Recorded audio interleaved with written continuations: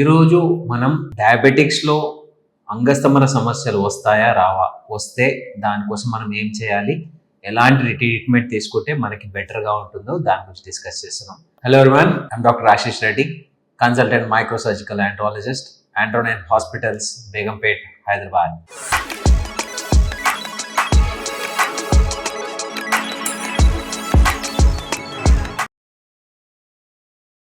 మొదటిగా diabetes and అంగస్తంభన very common correlation ఉంటుందండి. ఎందుకంటే చాలామంది డయాబెటీస్ ఉన్న వాళ్ళలో అంగస్తంభన సమస్యలు చాలా ఎక్కువగా చూస్తుంటాం.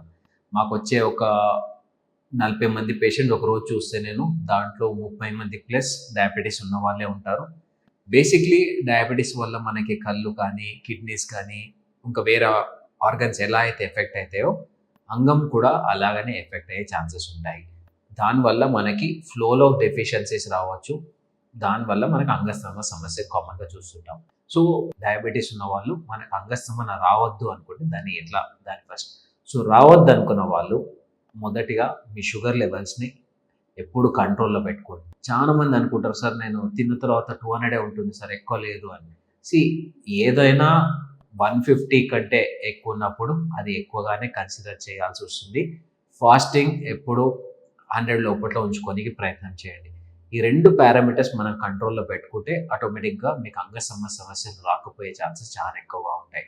అండ్ HbA1c అంటారు.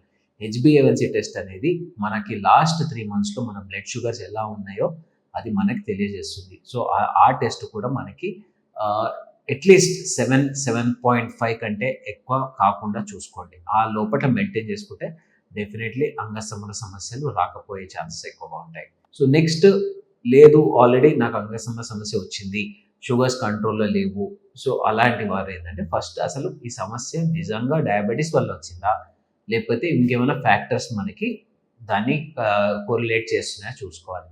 ఎక్కువ శాతము హార్మోన్స్లో డెఫిషియన్సీస్ ఉన్నప్పుడు కూడా ఈ సమస్య ఖచ్చితంగా ఉత్పత్తి అయ్యే ఛాన్సెస్ ఉంటుంది. సో ఫస్ట్ ఒక్కసారి హార్మోన్ టెస్ట్ చేసుకోండి. హార్మోన్స్లలో మనకి టెస్టాస్టిరోన్ హార్మోన్ ఉంటుంది, ప్రొలాక్టిన్ హార్మోన్ ఉంటుంది, ల్యూటినైజింగ్ హార్మోన్ ఉంటుంది, ఎస్ట్రాడియోల్. ఇలా హార్మోన్స్ టెస్ట్ చేసుకున్నప్పుడు మనకి హార్మోనల్ లెవెల్లో ఏమైనా ఇష్యూస్ వస్తున్నాయా అది చాలా ఇంపార్టెంట్గా చూసుకోవాలి. రెండోది, సివియారిటీ ఎక్కువ ఉంది అంటే అసలు అంగస్తంభన అసలుకే రావట్లేదు, ఎన్నిసార్లు ప్రయత్నం చేసినా రావట్లేదు, సో మెడికల్ షాప్లో పోయినా కూడా దొరికే మందులు వేసుకున్నా కూడా ఇంప్రూవ్మెంట్ రావట్లేదు అనుకుంటే అలాంటి వాళ్ళు డెఫినెట్లీ ఒక అంగంకి స్కాన్ చేసుకుంటే మంచిది. దాన్ని పీనైల్ డాప్లర్ అంటారు. ఈ పీనైల్ డాప్లర్ చేసుకున్న వాళ్ళు కూడా మనకి ఎగ్జాక్ట్లీ సమస్య ఎంత ఉంది దాన్ని బట్టి మనం డెఫినెట్లీ ట్రీట్ చేయొచ్చు. కానీ డయాబెటీస్ అండ్ అంగస్తంభన వెరీ కామన్గా మనకి చూస్తుంటాం కాబట్టి డయాబెటీస్ ఉన్న వాళ్ళు కాస్త దీనిపైన ధ్యాస పెట్టుకోవాలి, మంచి హెల్తీ ఫుడ్ తీసుకోవాలి, షుగర్స్ని కంట్రోల్ చేసుకోండి. డెఫినెట్లీ అంగస్తంభన సమస్య ఉన్నా కానీ అది నార్మల్ అయ్యే ఛాన్సెస్ ఎక్కువగా ఉంటాయి. సో మీరు డయాబెటిక్ డ్రగ్స్ వాడుతున్నా కానీ అంగస్తంభన డ్రగ్స్ వాడడం వల్ల ఎటువంటి ఇష్యూస్ లేవు. దాని గురించి మీరు భయపడాల్సిన అవసరం లేదు.